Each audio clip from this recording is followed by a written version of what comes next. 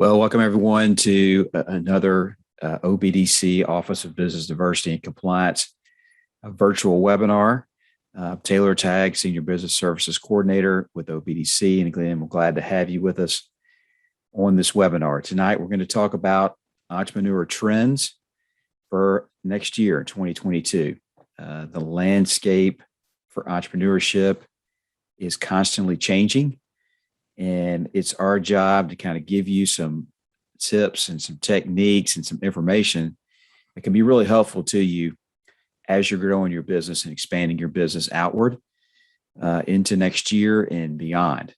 So what we're going to talk about tonight are three sections. We're going to talk about talent in the field of entrepreneurship and what that kind of looks like and how that is shifting very rapidly. Actually, the pandemic has kind of shifted our talent levels somewhat, and people are feeling that every day in their businesses. And so we're going to talk about how you can kind of take advantage of that as an entrepreneur next year. And then we'll shift over to the technology side of things. What's changing in technology that we need to take advantage of as small business owners, so that we can make sure we have everything that we need and we're not getting left behind as far as technology goes. And then also we'll talk about trajectory, which I'll talk about what exactly that is as we get to it. And then we'll move into our challenge and our resources. I've got some resources I'm going to share with you, some websites, some links that you can take advantage of and research on your own as we end the webinar tonight. So again, glad you're with us. Hope everybody's doing well. I will share a few things with you, and then I will open it up for comments and questions and anything that you may have as far as that goes. But let's get into it and let's talk about our talent. As far as that goes, let's talk about talent in entrepreneurship and some of the trends that are going on right now. Entrepreneurship, small business ownership, it is shifting and changing faster than we probably have ever seen it before. Being a small business owner is hard. It is not easy. You have to wear so many hats in your business. You have to become experts in fields in things that you never were an expert in before. And that can be very difficult for an entrepreneur. And young or old alike, it's all the same for us. But if you don't stay on the cusp and keep learning and keep growing, and then you could get left behind. We don't want that to happen to you. And that's one of the reasons why we have these webinars through OBDC every month on these different topics, is to continue to feed you information that can be useful for you in your business. Let's talk about some of the trends we're seeing in talent, though. The pandemic obviously accelerated remote work for a lot of entrepreneurs, a lot of people in business, as a matter of fact, and we've continued to see that grow, continue. The remote workers and what's called the gig economy, where a lot of entrepreneurs are taking short-term contract situations where they're not actually an employee of anything, but they've got their own business. They're contracting with other businesses to provide a product or service in a short-term contractual situation. And we call this the gig economy. And currently, right now, entrepreneurs either in the gig economy or remote are about 60 million strong, which represents about $300 billion a year in revenues. Just to give you an idea of how that's going to grow over the next couple of years, that number is going to go up to about 80 million and $455 billion worth of growth within the end of 2023. That is a huge growth. I mean, and that's just where the economy is heading. People are beginning to do their own thing and finding different ways to run their own businesses. I'll give you a couple of stats here. Some of the age profile, and we see that people really choose to become entrepreneurs because of the flexibility. 62% start their own business for the flexibility of work schedule, making their own money, being their own boss, etc. Here's some really interesting facts for you. The age profile for people starting their new businesses right now, the age range of 50 to 59 is the highest. It's 35%. The age range of 40 to 49 is 25%. The age range of 60 to 69 is 18%. And then the age range of 30 to 39 is 14%. We're also seeing a lot of younger people in their 20s also start their own business as well. They would represent a huge part of this gig economy. And the trend is also going to specialized skills, which I think is a good thing for entrepreneurship. Many small business owners have to wear all the hats. They have to know how to sell, how to market, how to network, how to understand accounting, how to build a website, all these things that entrepreneurship goes into. They've had to wear those hats. The gig economy, remote work has increased the number of people with specialized skills. And this is good for the entrepreneur because now you can outsource a lot of these things that you have to account for. Like if you're not good in accounting, you can hire an accountant or a person who is a good bookkeeper who can take care of these things for you. If you don't know how to build a website, you can shop that out now. If you need marketing help, you can get marketing help from a gig economist pretty easily and pretty cheaply as well. So for the overall landscape of entrepreneurship, the increase in specialized skills has become a benefit to us. And again, it's a short-term contractual setup. It's become the new norm. They are websites like Upwork, Fiverr, if you've never checked that out, TopTal, Freelancer, Guru. There's all kinds of different websites that you can go check out. Just for example, Upwork, you can get marketing help, accounting help, help with your sales, engineering, website building, design, any creative design you want to do. You can get all that kind of assistance through these websites. And so this is a very good opportunity for entrepreneurs to outsource again some of their work that they're really not strong in. And the number one goal of an entrepreneur, a small business owner, is to grow your business. That is your goal, is to grow your business. And when you have all of your hands in the details, it's hard to step back and grow your business. And this gives the entrepreneur a much easier chance to get that done. Let's talk about why businesses fail, because even though we're talking about how to be more successful tonight, let's talk about the number one reasons why businesses fail. And we see this a lot in the work that I do. But the number one reason why businesses fail within the first 2 years is that 42% don't understand that the goods or services they're providing is needed in the marketplace. We offer an assessment that can assess whether or not what you're bringing to market is going to succeed or not. And that's the number one reason why, is that what an entrepreneur is offering is not needed in the marketplace. The second reason that businesses close is that entrepreneurs run out of cash. A lot of you have been fortunate to either have gotten a loan or a grant of some sort over the last 18 months to help keep your business going. And of course, the government and our local economists and city of Memphis has stepped in as well to help with entrepreneurship and to keep businesses afloat. And many of you have taken advantage of that. The third reason why businesses fail is that you're not working with the right people. You don't have the right people in place, either employees or contractual pieces to make your business work. And this is a product when we see business owners trying to manage all the touch points of their business, especially areas where they're not strong. And it costs them more money in the long run, but then also there's weak points in the business that can end up costing you in the long run. So these are just some of the reasons why businesses fail. But tonight, again, we're talking about how to be more successful in your business and some of the trends that we're seeing going forward. Let me move on over to our next topic here, and that is technology. Let's talk a little bit about that. Some of the technology trends that we're seeing out there. Of course, the pandemic has obviously increased e-commerce and online sales tremendously. Thousands and thousands of storefronts are closing each and every week, each and every month in this country.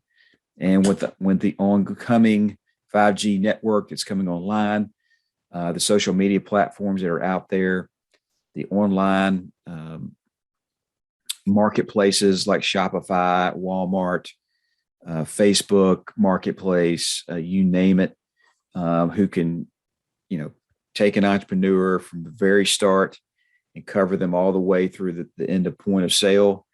It's become a lot easier to sell your product or service online. And there are some great businesses out there to help you get from point A to point B and then on to point C in your businesses. And the numbers are pretty staggering. In 2020, e-commerce represented about $791 billion of our economy. That was up 32% from the previous year. Obviously, with people being at home in the pandemic, that number was going to increase, but it hasn't let up a whole lot in 2021. And we see the trend that it is going to continue to grow over time. Americans right now, 80% of Americans shop online in some form. 51% of them make purchases on their phone, and 28% of them buy a product or service on a monthly basis, meaning they want the same product month after month. They pay for it month after month. And we're going to talk about why that's important for your business here in just a minute. But there's no question about it. The online e-commerce arena is becoming more and more popular. And if you're not in that space currently at the moment, it's time to get in. It's time to move yourself into an e-commerce. At least if you have a brick and mortar store, you have the ability to sell online as well, because you take what could be a local shop and you make it a worldwide audience for yourself. Let's talk about some of the popular tech tools that we're seeing more and more people take advantage of in the marketplace. Number one is an app for your business. You think about the apps on your telephone right now. You probably use 5 or 10 apps all the time. But if you were to create an app for your product or service where a customer can download to their phone, they have easy access to the product or service from the fingertips of their phone. You can set up a monthly subscription that just keeps going month after month, providing that product or services and updating any new information, where the user gets the update and the notification on their phone immediately when something changes. People are going to this more and more. It was great 5 years ago to have a newsletter where you're sending out to all the email addresses you've accumulated, and that's still a very good way to communicate with your customers and build a customer base. But having an app on a telephone where you've got an enhanced communication and interface with your customer is a way to go for a lot of entrepreneurs. And we're seeing that trending out, and it's going to become more and more popular as time goes by. It doesn't cost a whole lot to create an app nowadays. It did a few years ago. You may pay a monthly fee for the interface of the app so people can interface with you, but it's still a great way to get in front of a person where they're looking for you, and that's on their phone. Another great way to think about the tech tools that you may need is a subscription for your product or service. You think about the subscriptions that you may be paying for right now. Okay, let's say, for example, If you're a member of Amazon Prime, you're paying an annual fee to buy goods and services on Amazon and get them shipped in a couple of days. You may have a Netflix account. You're paying a monthly subscription to watch movies and shows and all that kind of stuff. What if your business had a subscription for your product or service? What would that look like? Would it be information based? Would it be a product that you're shipping to your customer month after month? Would it be a service that you're providing month after month? Here's the numbers. Subscriptions are an $11 billion business currently, and that number is going to continue to trend up through 2027, probably easily double in the next year or two. And here's why it's good for your business. And some of my goals tonight, as I'm throwing this information at you, is to you think differently in your business and to create maybe a new service or product that you can deliver. It's not necessarily what you're delivering, it's how you're delivering it. And a subscription is a great way to go.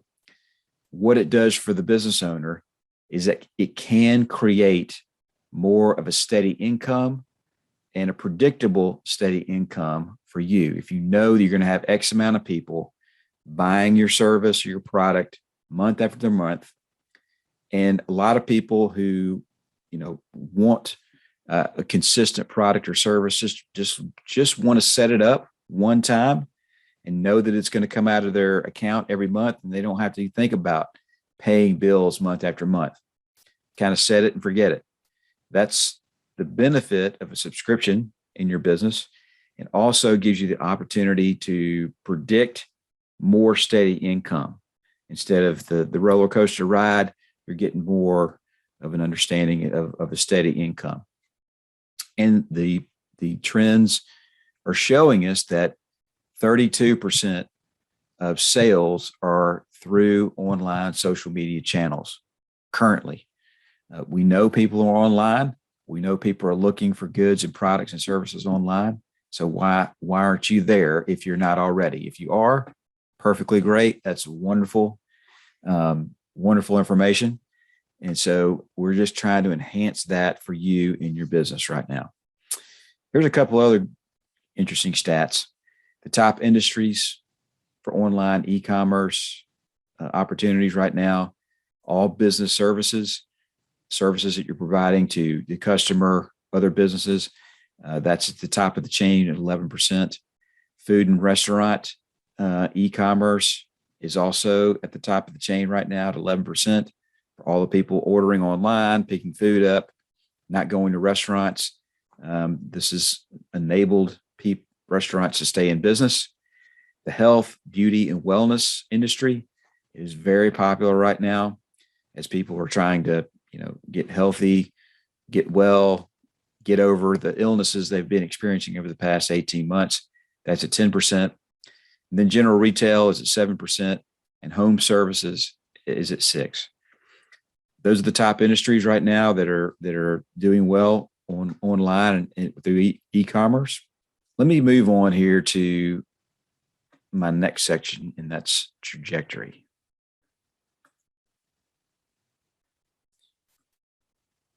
We've talked a little bit about talent, where it's coming from, where it's going, the technology that we're seeing now that's changing the way we do business. So let's talk about trajectory trends and the fact that people now want products and services that are socially responsible. They're environmentally friendly, and they come from diverse sources. Let's talk about social responsibility. 92% of millennials want to buy from an ethical brand. What is an ethical brand? Well, it's a product or service that's been sourced from an ethical place. There's equality in the workforce. There's equality in the working conditions.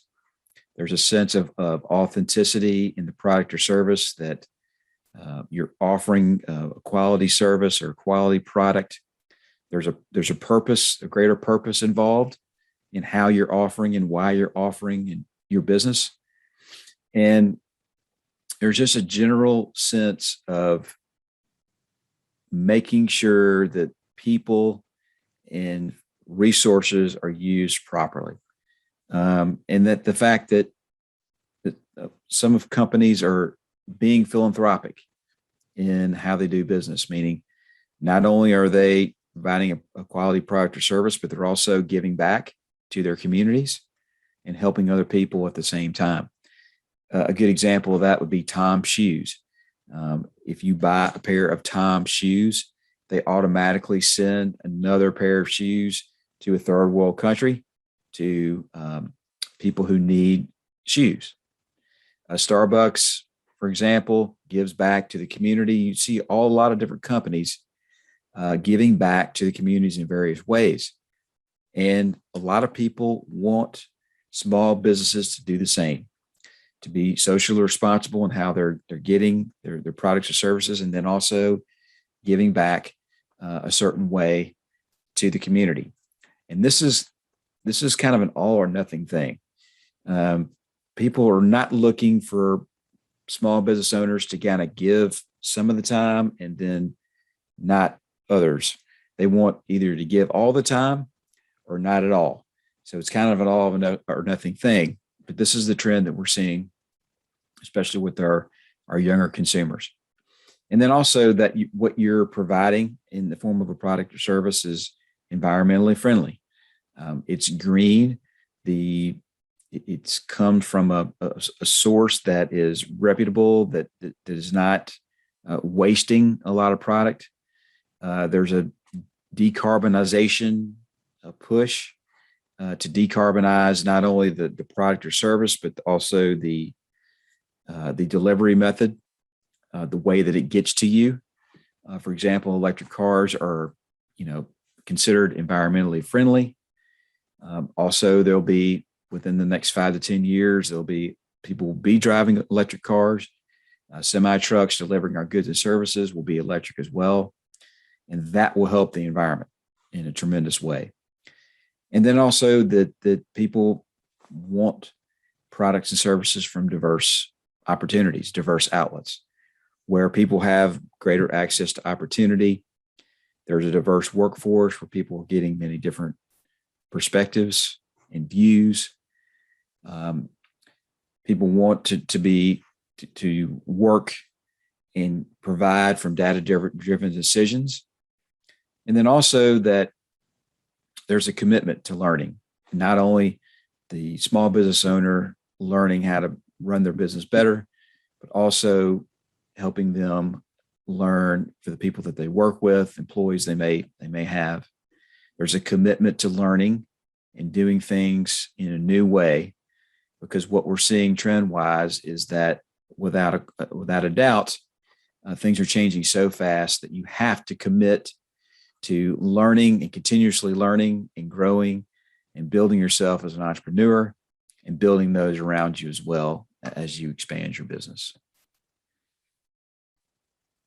So those are kind of the 3 areas that I wanted to focus on for a few minutes. And I wanted to give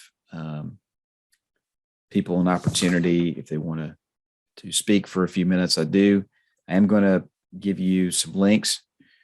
And here's the challenge that I have for you, is how can you implement either talent, technology, or trajectory into your business in 2022?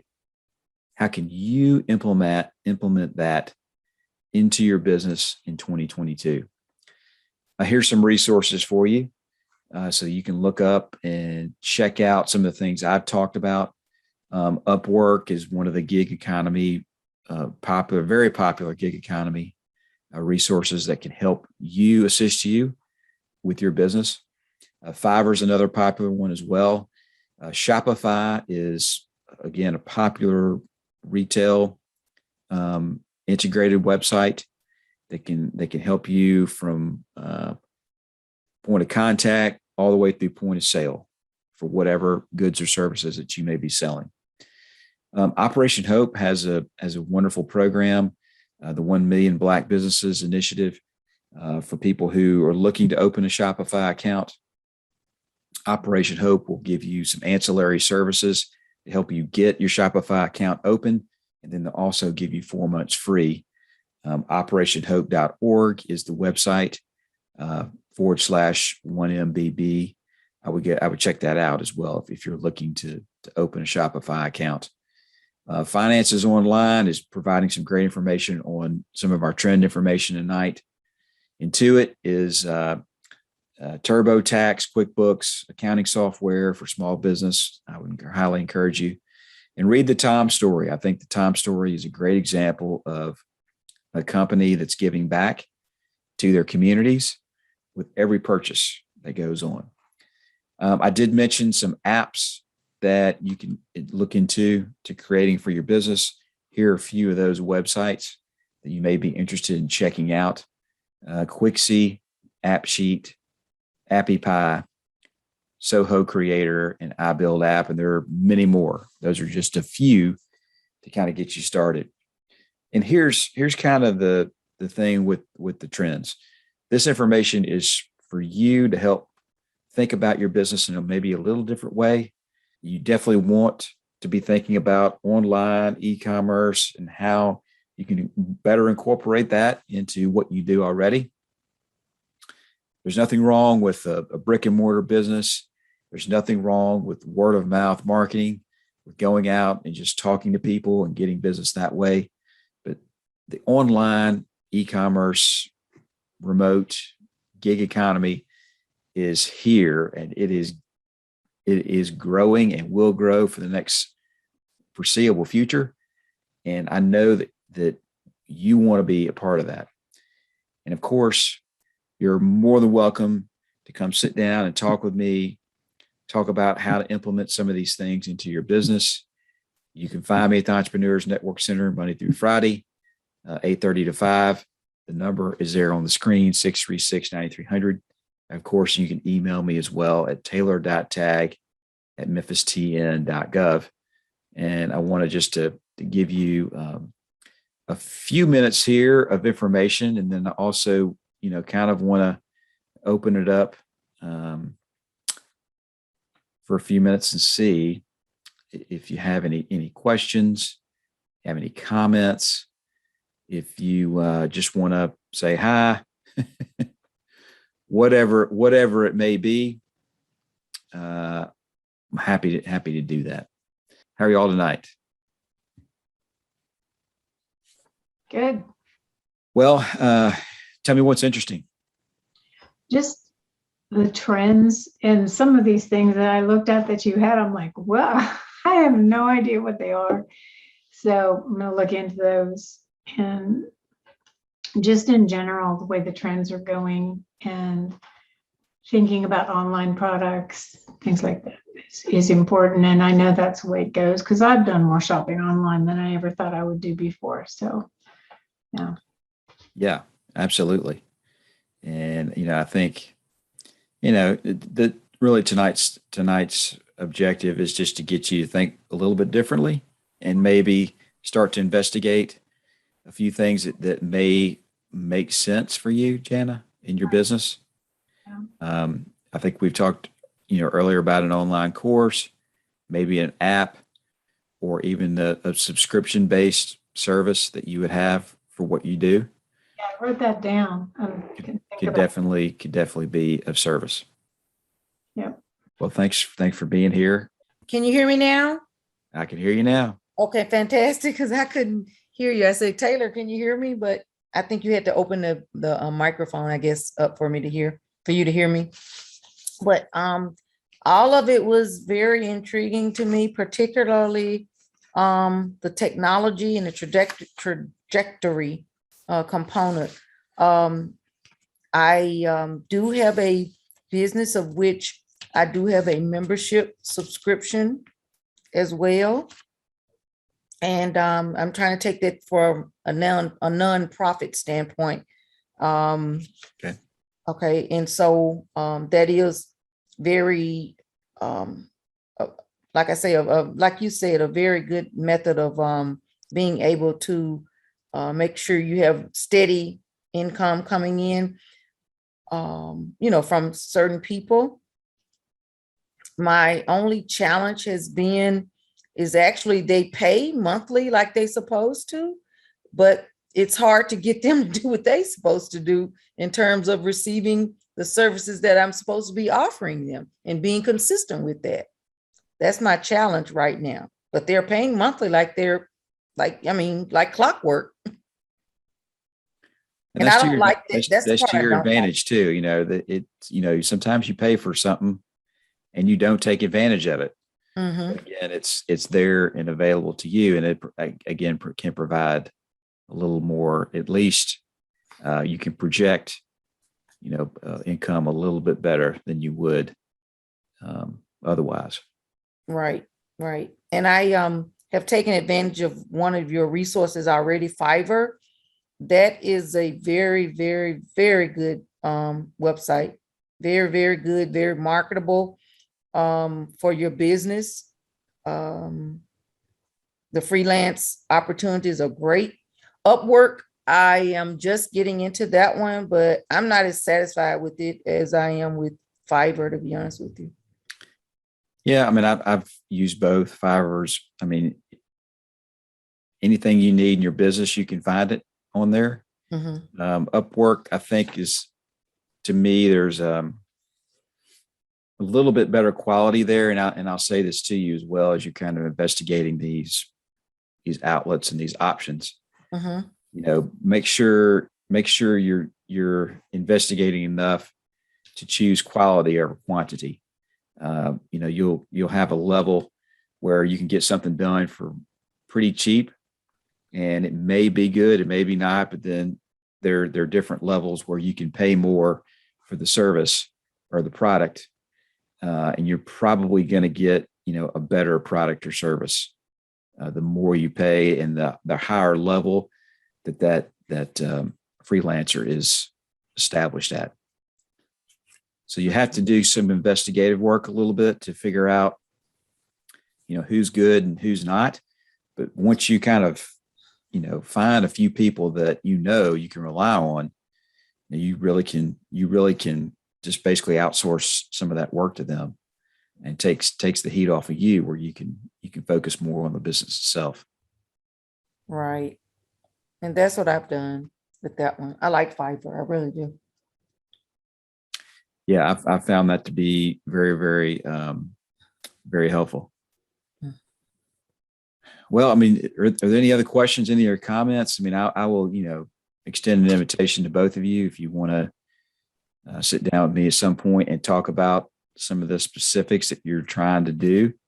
And if I could be of service, to help you think through some options, think through some ideas on how to grow that specific area you're trying to grow, I'm willing and ready. We're ready and willing to help if I can. Great.